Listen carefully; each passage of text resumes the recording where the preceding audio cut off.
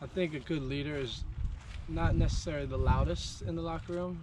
I would say a good leader knows how to connect with different type of players. Like with some players, he knows how to get them going that one way. Another player, he knows how to not necessarily yell at them, get them going another way. Just something like that, little soft things that he can say here and there to different types of players and getting the whole team riled up for the playoffs. Good leaders are always positive. In my experience, the more positive the leader, the better the results. Well, you have many different types of leaders, right? So you have some guys and some captains and some leaders that don't say much, but they lead by example. So that might be their day-to-day training, how they perform day to day, how they are on a daily basis. Not necessarily by saying much, but the way they do every single exercise or every single action, or the little things like making sure that they're cleaning up after themselves, doing things right in the gym, doing the warm-ups right, all the little things that you know, people from the outside don't see, but then when you see someone doing them things, you want to replicate that. It's like with Cristiano Ronaldo now at Manchester United. You're hearing a lot of things that the guys are just feeding off him because of how he is as a professional, and that's a way of leading in itself. So but then you have other guys, similar to myself, who are very vocal. For me, it's something that helps keep me engaged. When I'm vocal, it makes me think all the time. And I hope it helps the teammates. But it's not always necessarily being loud. I think everyone can always talk and everyone can be vocal, but I think the most important thing is to lead by example and do things right on a daily basis. Yeah, so what I like to lead by is by example. So on the field, if I can work my butt off, I can run, I can press, I can score goals. Like that's how I want to lead and stuff like that. I'm not one to be very vocal in the locker room and stuff like that, but I like to lead by on field, just through my example like that. Definitely like maximum efforts there. You know, you can tell they care, the passion, the fight, the fire, like all those attributes. And you know, what you really see from good leaders is inspiring confidence in others and building guys up versus taking them down.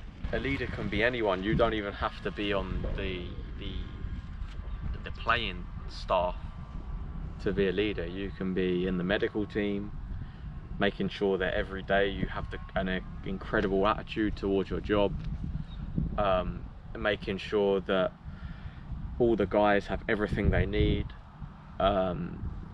coming in with enthusiasm, doing every little thing that can benefit one another, or even being, you know, say you're the kit man, you can still be a leader in that role, in again making sure that everyone's gear's put out, that you take pride in your job, that you're enthusiastic. Any role in the club can be a leader. It doesn't necessarily just have to be a player. So the leaders can look like whoever, they can be whoever. It doesn't matter how you are or how you look, you can be a leader. And with the players, I mean, all the players can be leaders. We can lead one another. It's not a case of there's one guy that stands out and he's the one that everyone follows. No, it's like for example, I admire all my teammates. I take things off every single one of them. For example, the way, I don't know, Austin, for example, was out of the team for the whole year, trained his butt off for 6 months or however long it was, and then gets an opportunity, plays fantastic, and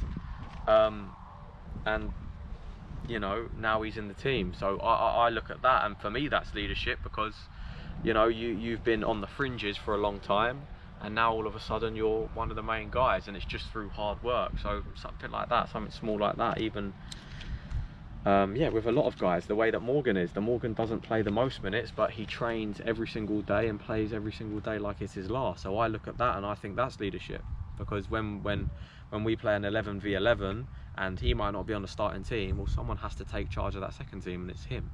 So I look at that, and that's inspiring to me. So anyone can be a leader. It doesn't matter who or what you look like. And one last question: through your playing experiences, you've had a lot of encounters with different players. Can you give me an example of how a bad leader communicates and what they may sound or look like?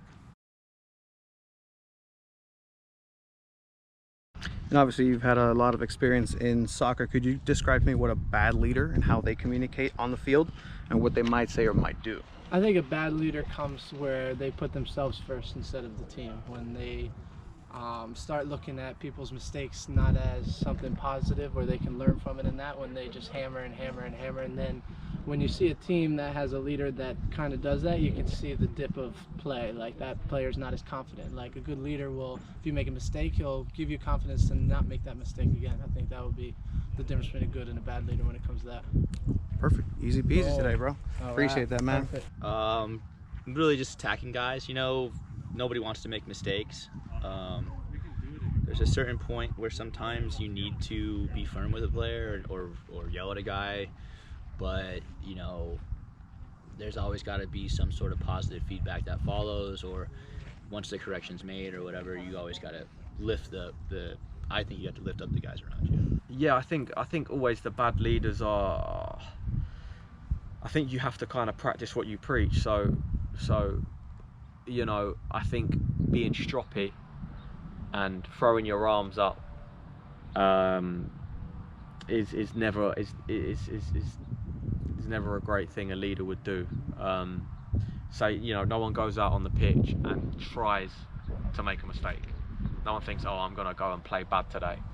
So you know, we all do that sometimes. We all do get upset with teammates because they might not make the right pass, but generally speaking, you never want to see someone, you know, throw their arms up and say, oh, that was crap or that was rubbish, because no one tries to do that. Now, there is a time to you know, you might say some pretty strong words to someone. That's if there's a lack of effort. There's a lack of effort that's different to a technical mistake. But I would say, yeah, guys that, you know, they walk about or they don't try their hardest in training and in games, I think that would be something that I'd say that, yeah, that a leader wouldn't do or shouldn't do. I don't think that's right.